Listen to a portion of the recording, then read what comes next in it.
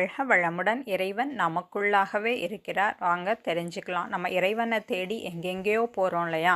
ஆனால் உண்மையாக நம்ம மனதுக்குள்ளாகவே நம்ம மனமாகவே இருப்பது இறைவன் தாங்க. ஆனால் சிலரை பார்த்தா இவருக்குள்ள இறைவன் இருக்கிறாரா அப்படின்னு ஒரு சந்தேகம் வரும். அந்த அளவுக்கு அவங்களுடைய எண்ணம், அவங்களுடைய சொல், செயல்கள் எல்லாம் தரமற்றதாக, பிறரை துன்புறுத்தக்கூடியதாக இன்று நிறைய பேர்கிட்ட நம்ம பார்க்குறோம் இல்லையா?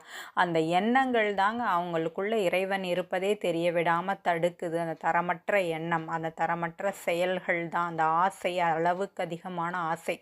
இதை எண்ணத்தை நம்ம சரி பண்ணி, சொற்களையும் சரி பண்ணி, செயல்களையும் திறம்பட நம்ம கொண்டு வந்துட்டோம் அப்படின்னாலே நமக்குள்ளாக அந்த இறைவன், அந்த இறைவனுடைய குணமாகிய அன்பும் கருணையும் அழகாக வெளிப்படும். இறைவன் நமக்குள்ளாகவே இருக்கிறார் அப்படிங்கிற ஒரு மகிழ்ச்சியும் இருக்கும்.